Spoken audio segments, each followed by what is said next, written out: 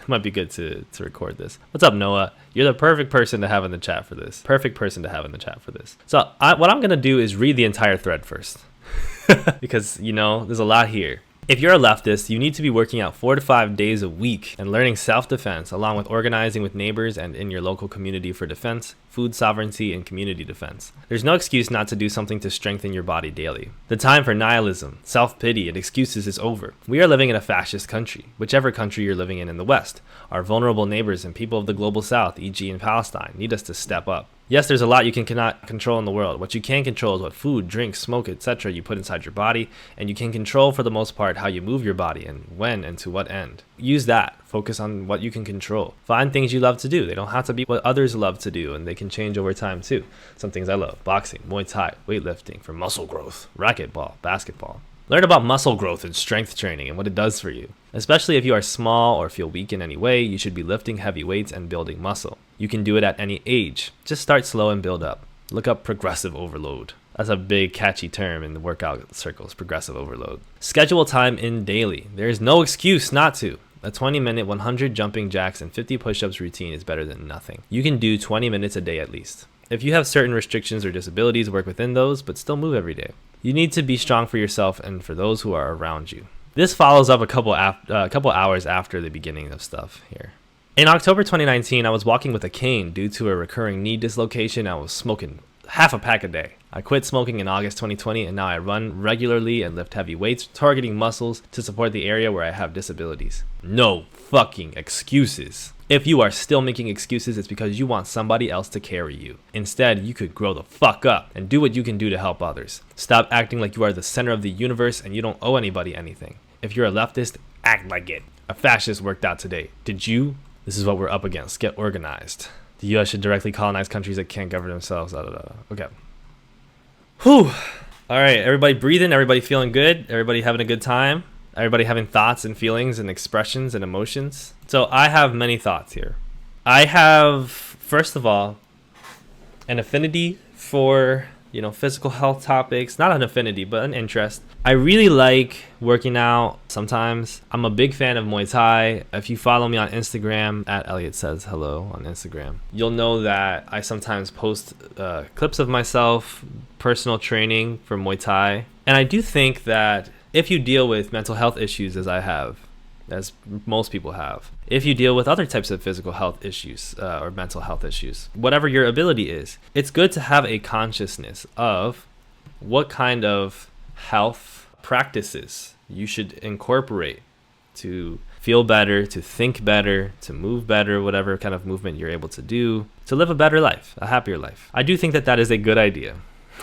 That being said, I have like 5 problems with this thread. So let's start with the main one that's been the center focus of the discourse, to a point where this has moved on to TikTok. I saw a TikTok about this. It was shared with me, and this person I think was totally not getting the discourse. And there's plenty of people who have followed up with a similar thing, because people are characterizing this as just a thread saying leftists should work out. It is good. We should stop being so isolated and stuck in our pods, and we should go out and exercise to get stronger. It is a good idea. It can be helpful for a lot of things. I'm shaking the table a lot, sorry. This is not what this thread is saying to me. The general sort of whip, the general point of, hey, it's good to work out, I don't think anybody really disagrees with that. I think it's a fake controversy in that sense. I think a lot of people are trying to characterize this person as having said, leftists should just do something. Leftists should be more, should try to make more changes in the world, and starting with themselves.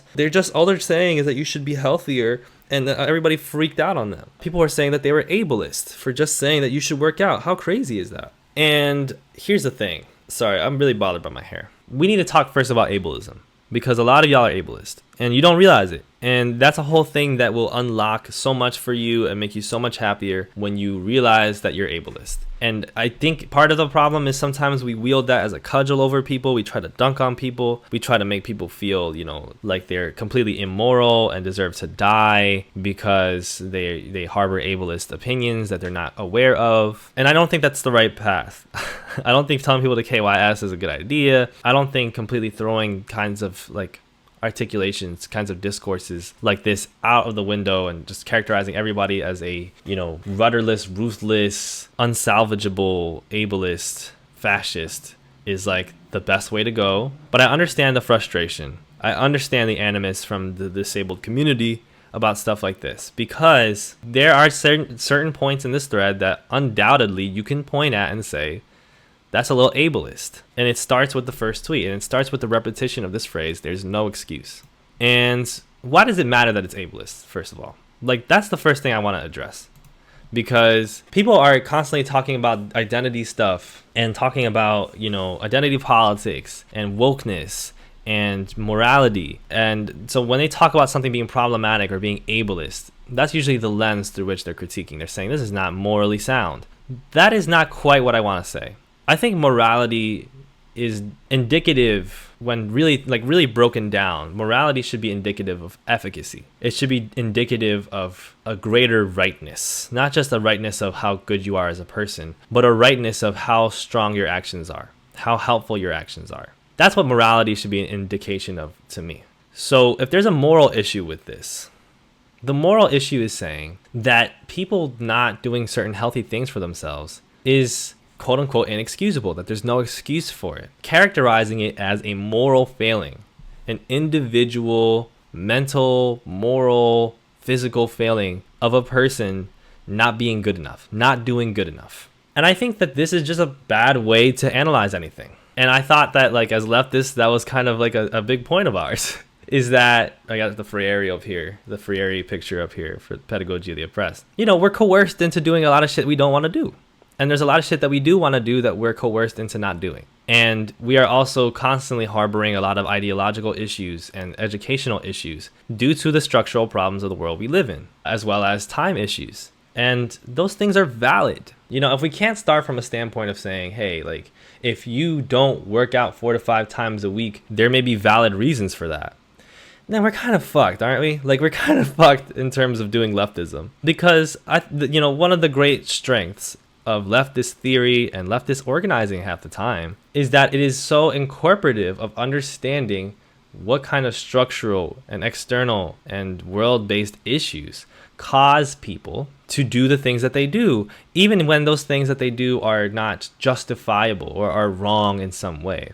And the point of that analysis is not to say everybody should be excused for doing whatever they want to do. The point is to say, now that we see that the problem is structural, what can we do to affect that structural issue? What can we do to change the conditions around a person's life so that it is now easier for them to make better decisions? This is not just leftism. This is just humanity 101. That, mainstream politics, right-wing, liberal politics, conservative politics has eradicated from us. And that's like sort of the dehumanization that Freire talks about. We have been disconnected so hard from basic tenets of working with other human beings. Like, hey, if a person is struggling with something, try to figure out why and do something to make them struggle less so that they can do the thing better. And of course, there are going to be time periods and there's complexity where you can question how much you can change a person's conditions reasonably before you need to expect them to do more. That's always a point of discourse as well. But it shouldn't start here. It shouldn't start with something, frankly, I will get into it, as somewhat arbitrary, as working out in a specific way over a specific time period. That's not... Like, we should be having that conversation about, like, not using slurs. Because, like, what's the benefit of using slurs? Like, there's certain points where you can make arguments about, like, okay, as an individual, you just got to do better. Like, your conditions are whatever they are, but you need to still do better with those conditions. That is the balance. But this thread has swung so hard in the direction of purely blaming the individual failing. And the big problem with that, first of all, is that it's ableist. And it's ableist because, frankly, if you have a disability, working out 4 to 5 days a week in this economy is not reasonable. It's not a reasonable suggestion to make to somebody, given most people's conditions. I mean, most people don't live in a situation where going to the gym, paying for a gym membership, going to the gym regularly, staying motivated, exercising correctly, I put emphasis on correctly, and healthily is very accessible. there's a structural issue. And so rather than have a conversation about, okay, how can we make it so that, for instance, people of all these different kinds of likes and abilities are like having a difficult time because there's not like accessibility towards, you know, workouts that are good for them in their area. Maybe we should try to figure out how to change that. Maybe we should organize within my, you know, neighborhood to build like an exercise group, a COVID safe exercise group, for instance, where we go jogging and we wear masks and we get like a good, we discuss with each other what are the best kinds of masks for working out, since so many of them are uncomfortable. And then we go out and we jog in masks and we do calisthenics in masks at the park. Instead of having that conversation, we want to have the conversation of, you are not good enough. You are individually failing, morally failing, because you aren't working out enough. Why are we going there? You know, some people have really pointed out, like, yeah, this is very Jordan Peterson-esque. People need to realize that this whole line of thinking, you are responsible for your issues. The only person responsible for making your life the way it is you. If you want your life to be better, then the problem is you. You just need to do better. If you want the world to be better, then you just need to be a better person. I mean, this doesn't make sense. Like, that doesn't make sense. That's a bad point. Because I can do all manner of different things to be a better person, and motherfuckers are still going to commit genocide. And politicians are still going to be greedy bastards. And public services are still going to be diminished. And people are still going to be wrongly arrested and killed by police. You know, etc., etc., etc. You could be the best person possible. You can be a zero carbon emissions ass person, and climate change is still coming for you. Still coming for you. And so the big problem there is the ableism, which, you know, a lot of disability activists are pointing out. You could have worded this thread to say, if you're an able-bodied leftist, and there still would have been problems with this thread, which we'll get into, but at the very least, you are making some accommodation and incorporation of understanding different people's differences that might stop you from working out regularly on this level, right? But no, there's zero tolerance. Zero tolerance is always a sign of, like, fascism. Is it always fascist? No, but it's always a sign of fascism. Like, a lot of times zero tolerance can be good. In this case, zero tolerance for people not working out enough is absolutely goofy. And like 4 to 5 days a week, like, goodness, what kind of workouts are you doing? Regardless, we'll get into some of the critiques too, but I should move on and discuss some of the other problems I have with the thread. There's a lot you cannot control in the world. What you can control is what food, drink, smoke you put inside your body, and how you and you can control, for the most part, how you move your body and when and to what end. You can't really control what food, drink, or smoke you put inside your body, because how are you gonna get the food and the drink and the smoke? Where is it coming from?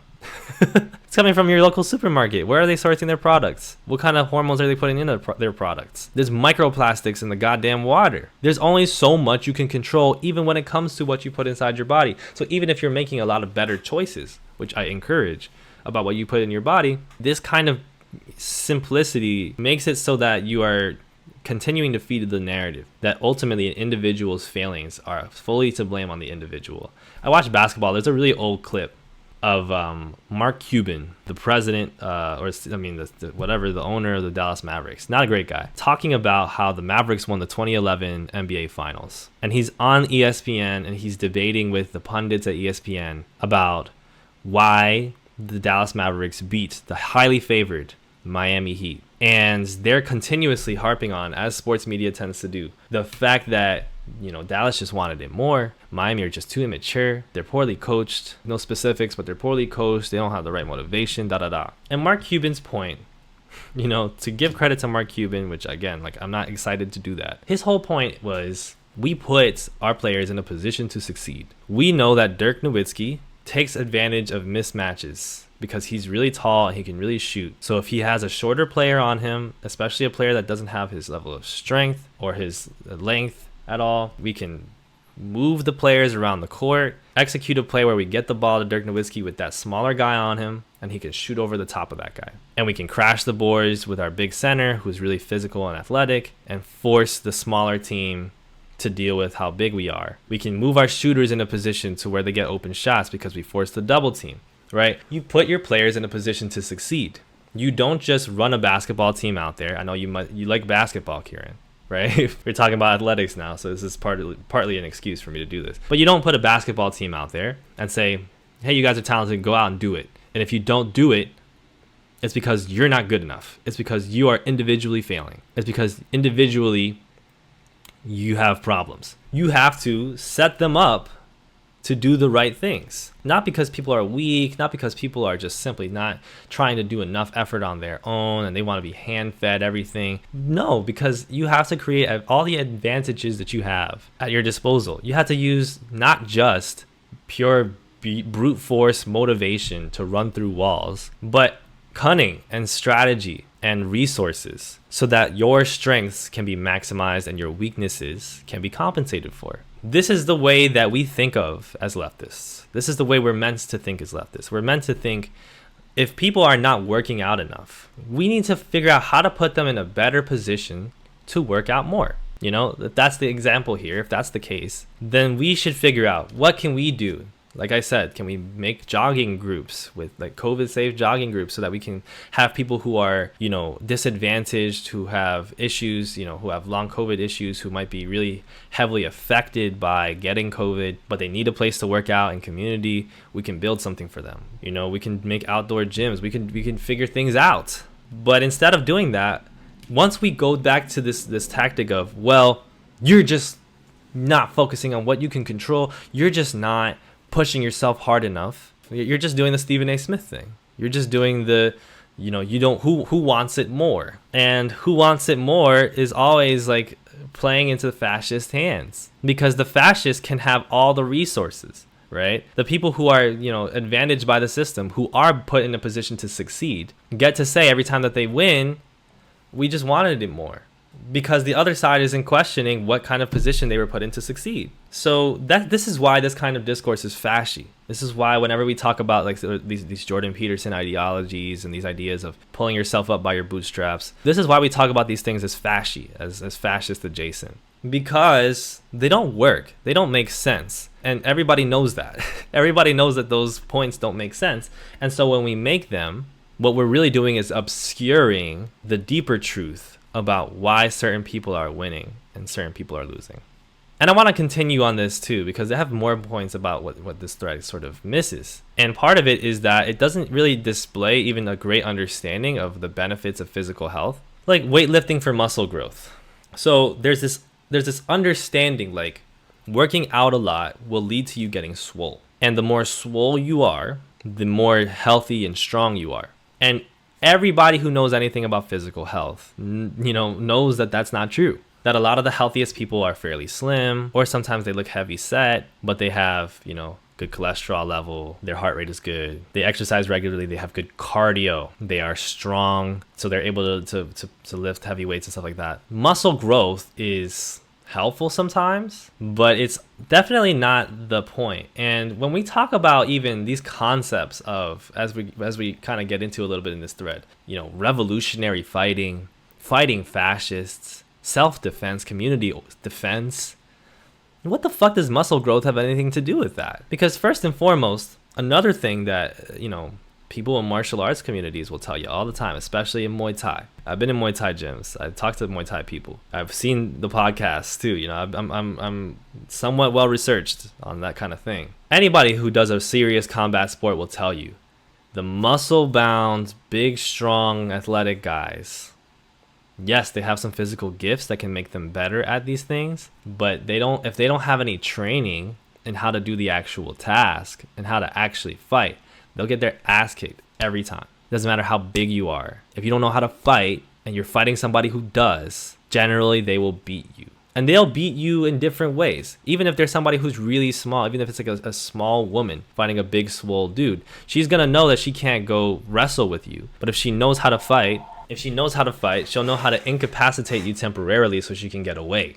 Which is also generally the goal in self-defense. You know, like people think of martial arts movies too goddamn much when it comes to self-defense. Your goal should not be getting into a fight. If you're getting into a fist fight, you're probably in a bad situation. You shouldn't have been in that situation in the first place. Your goal is to use, if you use any techniques in a situation, to incapacitate somebody so that you can get away safely. Because the important thing is safety. The important thing is living on to the next day. So learning Muay Thai, learning boxing, learning wrestling, muscle growth, those things are not really all that important for community self-defense. You know what could be helpful for community self-defense? Learning how to fire an arm. Learning how to use a firearm. And then at the same time, if what we're talking about is some sort of revolutionary action against fascists, this is another big problem that I have with this thread. As we go on, we get into this point of, oh, a fascist worked out today. Did you? We're up against these violent fascists organizing against us. First and foremost, have you seen fascists? Do you remember what the January 6th fucking insurrection looked like? Do you remember what the tiki torches looked like? That Charlottesville march? Have you seen a fucking Ben Shapiro video? Do you think Ben Shapiro is like a Chad? You think he's like a Giga Chad? You think, I mean, he's not even the most fascy. But like 90% of these fascists are just like us. Elliot Rodger, like these incel folks. Like these guys are not big, swole dudes. That is not how they won anything.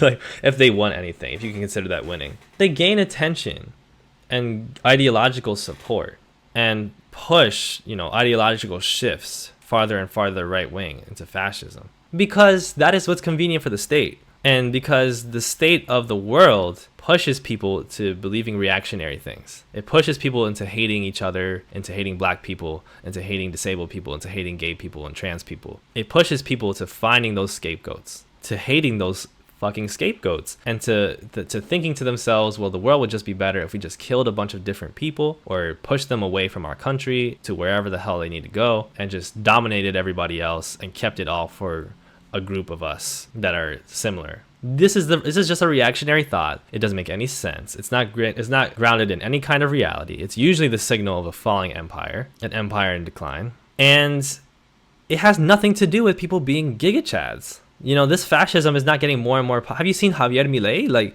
this fascism is not getting more and more popular because the fascists are all super swole. Because they all know how to punch. Decidedly, they often don't. They are gaining steam because this is the nature of our system. Because when liberalism starts to fail, it turns into fascism. Liberalism and fascism are two sides of the same coin. And so when liberal governments find that the people are organizing and trying to demand more and wanting more equitability in their society and pushing for collectivism instead of individualism, the liberal governments become more and more fascist to repress that anti-authoritarian sentiment, to repress that collective action, to punish workers for not operating within the system. This is how capitalism moves. And these fascist ideologues simply build platforms that traffic in using people's emotions during these processes to push them to making this okay, to thinking that this is okay, to not wanting to resist that. It is much more comforting to think that, in fact, the problem is these people who want better conditions and not the people who are creating the bad conditions. It is much more comforting and easy to think that the problem with the world is that the people who lose or the people who are being killed are the problem. Because then you can tell yourself that the world is operating the way it should. So this entire conception of, oh, these fascists are working out, they're going to the gym, they're lifting, they're playing basketball, they're learning to box, and as leftists, if we don't do the same thing, they're gonna beat us, is just completely detached from reality, frankly. It's completely detached from how fascism has risen and how like a lot of leftist thought has risen in the past few years. There is not going to be some great hero versus villain showdown where we throw down at Union Square Park for the sake of democracy and democratizing production processes. And the group that had more muscle and punched better won. That's not happening. I'm sorry. I love martial arts. I think martial arts can teach you so much about how to organize, about how to be a better person, about how to make the world better. One of those ways that it does that is not because it can help you beat the shit out of people. It's quite contradictory in a way, because a lot of people think that that's what martial arts is about, but it's kind of not really fully like that. Martial arts is about learning. It's about community. It's about learning from different art forms to create better and better techniques or different ideas of teaching. It's about empowering yourself. It's about learning to push through fear. It's about helping other people push through fear. It's about respecting people. It's about allowing people in a controlled setting to inflict harm on each other, to teach each other about how to inflict and resist harm. about how to deal with hurt, deal with pain. Like, there's all these different amazing lessons. One of those is not, and you can beat the shit out of the fascists when the big revolution thing happens. And again, if the people we're going up against are armed to the teeth with cop cities and armored uniforms and big ass guns and drone warfare, are you gonna fucking teep a fucking drone strike away? Are you gonna judo throw a bunch of cops circling on you? Are you going to long guard a fucking taser gun away? Are you gonna Philly shell the fucking bullet that's coming out? This is not gonna happen. This is not how it works. If we try to play the violence game, we're not going to win. We're decidedly not going to win. Not because we're pussies and they're not, but because we have way less resources. Do you know who generally has won throughout history in situations of violence and warfare? People with more resources. You know why? Because they have more people. If you have more people, you win the fight. If you have more weapons, you win the fight. If you have more money, you win the fight. That generally is how it shakes out. The way that people who don't win, like the way that people who don't have as many resources win is by wars of attrition, is by elusiveness, is by strategy, is by using the opposition's strengths against them, is by highlighting their weaknesses, is by highlighting their incompetencies, their destructiveness, is by making the fight untenable for them. It's not by fucking kicking them so hard that it doesn't matter. Like, that's just not how this works. That's just a little bit of warfare stuff for y'all. And so these conversations, I mean, when we get back to this, I mean, this is just ableist. No fucking excuses. I had a disability, and because I quit smoking and pushed myself into an exercise routine, I got over that disability. No fucking excuses. Okay, cool. Like, that's great. That's called a good healing and recovery process from an injury. That is not the same as I healed my scoliosis through doing push-ups. Like, that is not the same as I grew my legs back. Like, what the fuck are we talking about? No fucking excuses. You look at a person who has no fucking arms and you're saying, why aren't you doing push-ups? No fucking excuses. I mean, this is part of why, like, when we see sometimes these athletes who have, like are missing a limb or something, and we see these big stories, oh, no excuses, this guy gets in the gym all the time. It's like completely missing the point. You know, people do things because it works for them. Some people will have all the ability in the world in a very visible sense, and maybe aren't even, you know, disabled in a neurodivergent, like a neurological way, but just don't need to be out here fucking lifting weights 5 times a week. Or like, well, I would hope you're not lifting weights 5 times a week. That's a great way to break down your body. But don't need to be exercising as regularly as you. You know, everybody's got their own thing. Like, this is where individualism is like really not even the point. Like, if you establish these community organizing actions, you will find that more and more people will do these things. But if you sit there and you try to have ideological conversations about why they're all weak and dumb and soft, you're not going to change anything. What you're going to do is start some type of discourse where you can neatly put yourself on one side and say, I'm on the side of progress, the other person's on the side of backwardsness. And that's all that these social media discourses tend to do. It's unfortunate because a lot of the time you have people who have great ideas, who have some amazing tweets, who do or are at least involved in actual organizing efforts in real life or important political actions. But then you go on Twitter, and the purpose of going on Twitter for so many of you is, and this is the same for TikTok, YouTube, Instagram, etc., I'm going to say the correct thing.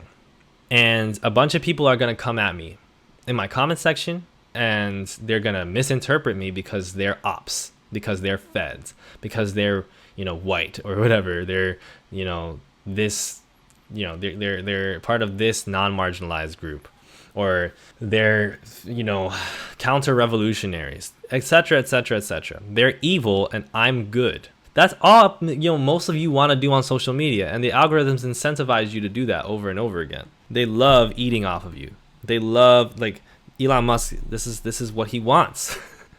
It's for you to use your leftism as a tool for you to feel like a better individual who is correct and people just don't get you.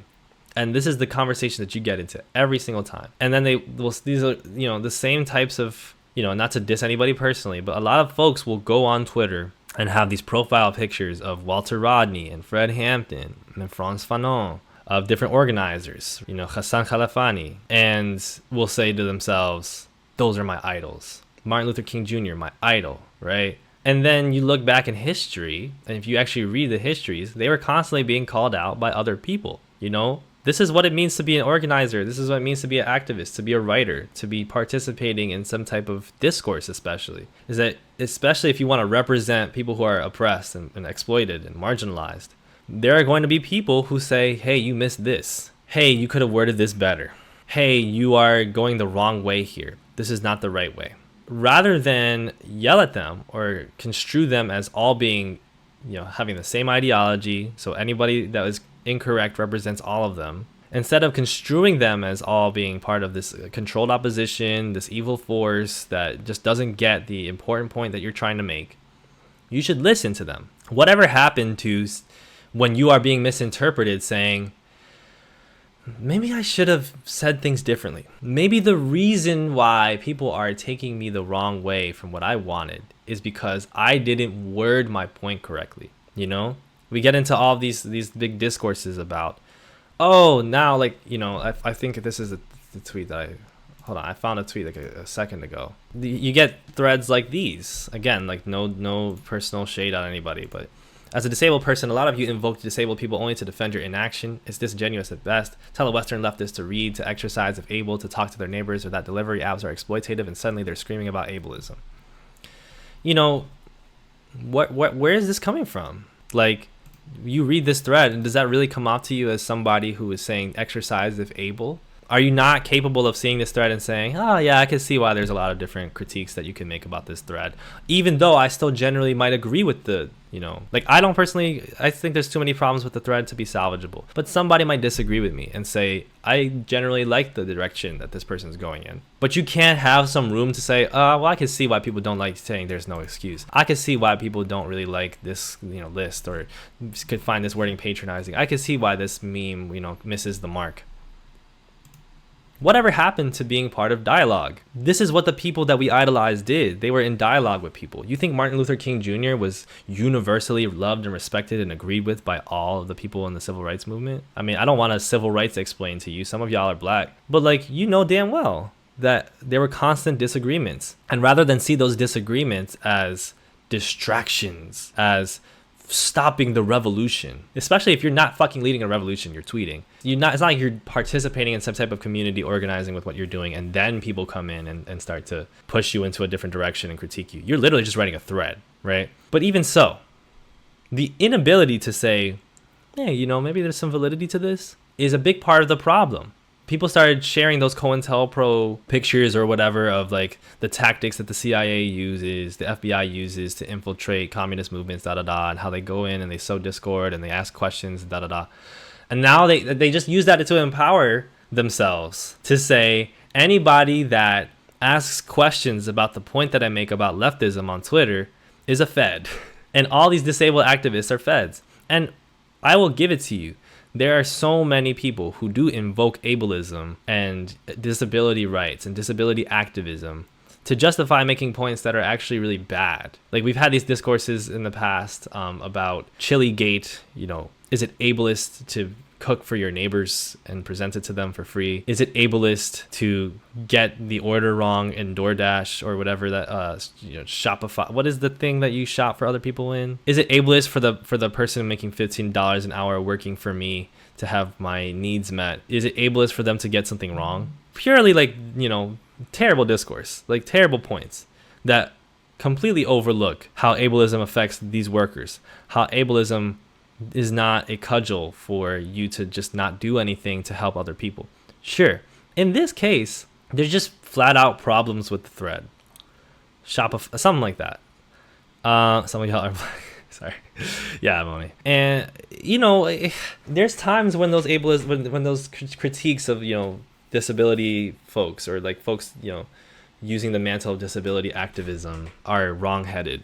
This is not the example. And if you're going to kind of respond every time to, we can start looking at some of the responses. If you're going to respond every time by saying, oh, you guys are just ops, you guys are just Feds, you're going to miss the fact that you're wrong about so many things. So one of the points that people make is that, for instance, leftists need to learn to fight or be left behind. Meanwhile, y'all have not bothered after 4+ years to even learn how to adjust the nose bridge of a surgical mask to fit your faces and actively refuse to give your cardiovascular system a fighting chance. Still cannot differentiate between the effectiveness of a surgical mask, a KN95, KF94, and an N95, and a P100 respirator, but want to be talking about lifting weights. Not even getting into how you bitches literally refuse to make spaces where people who are physically able to learn and do self-defense and martial arts safe to even access in the first place. Like, why is the conversation about the individual being immoral and not about, hey, should we do more to help people, encourage people to go work out? And especially in a time period, and this is not even, fully something that I agree with, because it's like, not that I don't agree with the point that the person's making, but, this person might this Kieran person might well be somebody who masks and is good about that kind of thing. But this is just a pointing out of like how absurd sometimes the distinctions are, where we try to act like, oh, like it's all because people are just not individually pulling their weight enough, and not even realizing, for instance, that a lot of people can't go work out at the gym because their systems won't be able to handle if they get COVID and nobody at the gym is masked up and the ventilation in the gym is fucked up and COVID safety is in the trash. And so it's life or death for them, or life or death for a person that they live with, or they just don't want to get COVID. Much less like that. Like, that's one of the big questions. And then there's questions of like, okay, well, what kind of mobility does the person have? Which there's a point in the thread where this person says, even if you're disabled, like maybe there's something you can do, and obviously it's according to what your body is doing.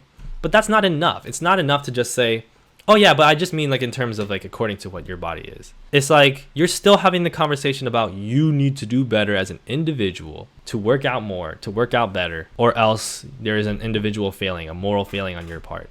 And very little of, hey, how do we actually facilitate people to do this better? How do we actually facilitate people to work out more? Very little of that.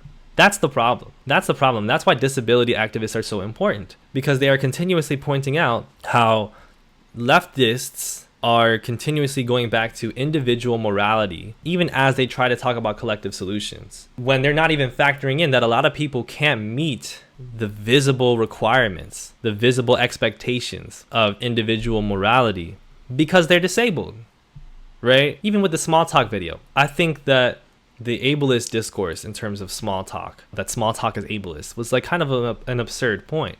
But I also recognize that there's a validity to saying, hey, if I'm autistic and I don't know how to small talk, or I'm really uncomfortable, or I'm, really heavily masking my autism in public, and it's really stressful and straining for me, don't associate that with me being a bad person. Maybe I just don't meet your expectation of what a good person looks like, because the way that we expect people to look is based on, ableism, is based on this idea of what a good person should look like, and they're abled and they have this neurological design, their brain works this way, their body works this way. That's a great point. That's a great point. And it still doesn't mean that you get to say, okay, so that I don't have to treat service workers well and all small talk is bad, but you can have a dialogue where one side could say, oh yeah, I get that, we could probably do a better job of not being so antagonistic towards people small talking, because a lot of people mean well, and if we learn that as a skill in a way that works for us as neurodivergent people, we could end up making great connections and actually helping more and more disabled people through that. And then the other side could say, yes, well, that's true, but also we could do a better job of understanding that sometimes people are not going to meet our expectations of what it means to be socially healthy, of what it means to be a good person when you interact in public, of what it means to, we shouldn't expect so much from small talk. We can also have some more grace for people and say, maybe that person has a different neurotype, or maybe they're just having a really bad day, and I shouldn't put so much moral weight on them conversing with me a certain way. And then both sides should go, excellent. Who are you? What's your name again? Oh, I'm this guy. Oh, what's your name again? Oh, I'm them. Oh, we should work and build a coalition together. That's how this works. That's how organizing works. That's how leftism should work. Instead, what we do is disabled activists are fake and weird and wrong, and they're throwing off the revolution.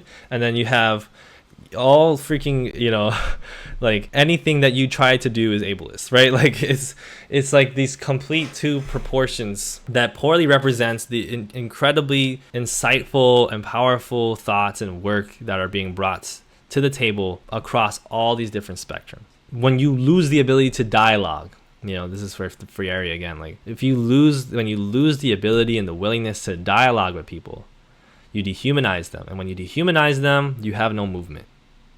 I think, I love Ari Ness, this tweeter. If you're leftist, they also have a really cool, what's the name of that newsletter thing? They have a really cool newsletter on that thing. If you're a leftist, you should be working 4 to 5 days a week on effective skincare routine, along with pursuing every means available to counteract early onset male pattern baldness. Use Rogaine. Get a prescription for Propecia through hims.com. No fucking excuses.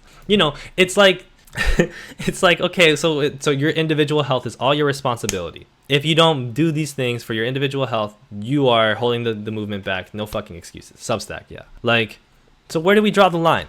I was talking with someone this morning, and it's like, okay, so what about getting enough sleep? It's scientifically proven that if you don't get 7 to 8 hours of sleep per night, that affects your cognition, that affects your physical health, that affects your mood. Every person should get 7 to 8 hours of sleep per night. Should the next thread be, if you're a leftist, you need to be sleeping 7 to 8 hours per night, as well as organizing community sleep things, or else you're holding the movement back. No fucking excuses. Sleep 8 hours. No fucking excuses. What do you mean no fucking excuses? There's a reason people sleep 3 hours a night. There's a reason some people sleep 5 hours a night, 1 hour, 2 hours. Don't sleep for a night. Because they're working. Because they're extremely stressed. Because they're neurodivergent. Because they're poor.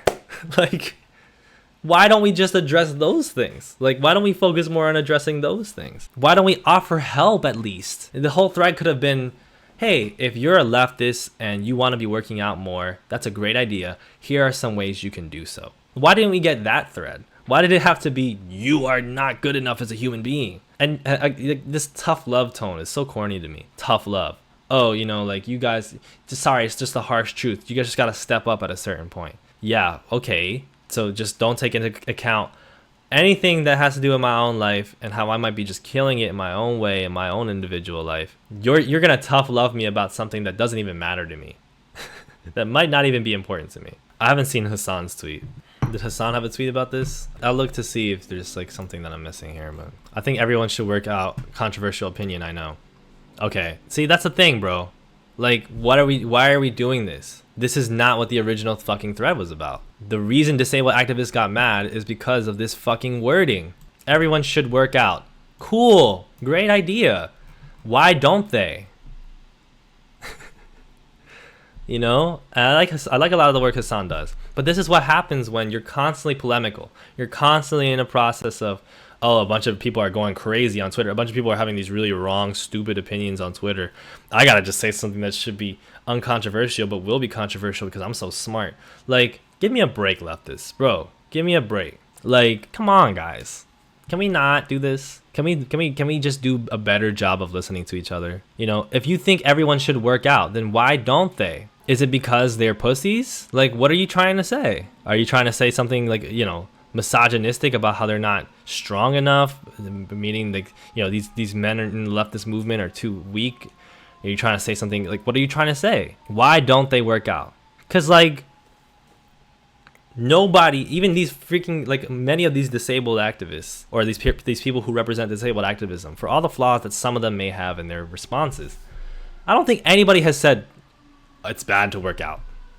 Working out is fascist. Why do we do this every time? Why do we have a conversation that has these fairly complex but still understandable points of where a person may have gone wrong and where a person may have gone right? And instead of having a conversation about, oh, okay, so this wording was bad, this idea is bad, this idea is good, this idea could have been fleshed out more, we do, oh, one side is completely wrong. One side thinks that you shouldn't work out. One side just says anytime that you say that you should work out, that actually it's bad, that actually you're being ableist, calling disabled people narcissistic for bringing up criticisms of a further threat. Like, it's just, are we silly? And let's not even get into how like a lot of workout culture in the United States is from fascist roots. Like there's a whole Behind the Bastards podcast episode about the father like of workout culture among men in the United States, and how it was based on like, oh, these people, men in these other countries are getting so strong and big, and look at us Americans, American men, we're just sitting on our laurels, resting on our laurels and eating slobbily. We're not real men anymore. Like, come on, guys. Like, let's think critically. Do none of you wake up some days and think, maybe I'm a little bit wrong about this. How could I have a better opinion? Like, do we not do this anymore? Does nobody do this anymore? I'm just so puzzled. I think I'm getting a little bit too polemical here, because I also understand people get really frustrated with discourse and sometimes feel unheard, and I get it. It's really hard. I've been there. But what I'm going to do is now share some of the takes that I saw that were really great about this to finish this conversation. Then I'll talk a little bit about the Pedagogy of the Oppressed book, and then I will go because I should make myself some lunch. So first, I really like this thread. This person writes, I have severe scoliosis and used to hurt myself doing stupid exercises like distance running and heavy lifting. The pain also becomes unbearable if I go a few days without exercising. There's a kernel of truth and a strain of individualism on both sides of the exercise discourse. Exercise can help you show up for your community more consistently and for longer. It can also break you down if you do it wrong. People, especially disabled people, but the rest of y'all too, need to be educated on how to exercise in a way that's safe and productive for them. Which again goes to a point, like another point about the thread. Oh, people need to work out. No excuses, no excuses. A lot of people don't know how. Like, I get that there's resources online, but like it's hard to sift through those resources and know which one is right, like correct for you. If you're not in dialogue with somebody about how to do it the right way for you, there's only so much that watching YouTube videos about shit can really help, especially if you have disabilities. Because if you have disabilities, the content generally is not accommodating for you. Why not instead try to enter into discourse with a lot of disabled people about, hey, maybe you can do this and this. Oh, is this not working for you? Oh, let's talk about why. So that's another barrier that we just decide we're just not going to talk about, because in fact, it's just that there's no excuses and people are just too lazy. They go on to say, it's not just individual laziness that makes people in the US sedentary. It's a system that discourages any unprofitable activity. We can't overcome that just by telling people to be more disciplined. We need community health programs and physical education for all ages. So the more important question than what lifestyle choices are you making is, how are you organizing your community? Discipline is best built through collective struggle. The back and forths on Twitter don't accomplish anything. All that being said, if you don't have access to physical therapy or anything like it, it's still a good use of your time to do some consistent exercises. If all you can do safely is walk down the hallway, squeeze a stress ball, or pull a resistance band, it's better than nothing. That's a much better thread. Much better thread that really gets at what I think in a lot of ways, and I was really happy to read it. So, in total, we are being way too polemical and avoiding these great opportunities for dialogue that can help us actually change the situation, because it can help us learn what we can do to get more people, for instance, to exercise regularly, as well as in other instances, how to get people to sleep better, how to get people to eat better, how to get people to have better conversation skills. These paths are open for us when we have discourse, when we have dialogue, when we have people disagreeing with each other. And if we change our tone to, first of all, try to push away as much blaming the individual for being immoral, blaming the individual for being weak, lazy, useless, and more towards what is affecting you, what is causing you to have these issues, and how can we resolve them, while also leaving some room for, hey, maybe at some point there is something more you can do. Maybe you can do a little bit better. That would be so much more helpful. And additionally, we just need to be really aware of the fact that ableism is an important lens for us figuring out how to make a better world. And it's not just for disabled people that we see as disabled right now, because we have this idea that disabled people are disabled and we are abled, and we're just going to be abled forever. And tomorrow you can become disabled. Later today you can become disabled. There are many forces out there that will try to make you disabled. Like, for instance, you want to be Mr. Leftist guy out in the streets, militaristic. You don't think you're going to potentially get disabled by a police officer? You don't think you're going to potentially get disabled in a war that you want to talk about you're going to do? And then what's going to fucking happen? You know? So nobody's saying, hey, nobody should do anything. I mean, some people will say that, and they deserve to be dunked on. But so many people are just saying, we know that certain things need to be done. The question is, how do we make it happen? And this is what so many leftists just refuse to engage with. We want to talk about what should happen, what people should do, and we don't want to talk about how to actually make them do it, how to actually get them there. And as long as we miss that part, nothing's going to get better, and we're just going to get more and more frustrated. And I think that that is just the great challenge of our generation. Because let's face it, I don't think any big freaking revolution is happening tomorrow. We've seen like how much you can push people in this country, and we're going to continue to see that. And they will continue to move back to individualism and trying to be better than other people instead of, I don't see a big Cuban revolution happening in the US. I don't see it in you. I don't think you got it in you guys. But a big challenge of this generation can be, how do we think better? How do we heal from these traumas that make us lash out at people? How do we improve and build a system where we can all dialogue with each other? Because once we get there, then we can build a better world when we're finally moved to action. We got to figure out a lot of stuff first. And a lot of you are not ready. Not ready. And yes, I can be included in that conversation. So in total, working out is good. People should work out. Why don't they? That's the question that you should ask. And how do we help them? How do we help people work out more? That's the question we should ask.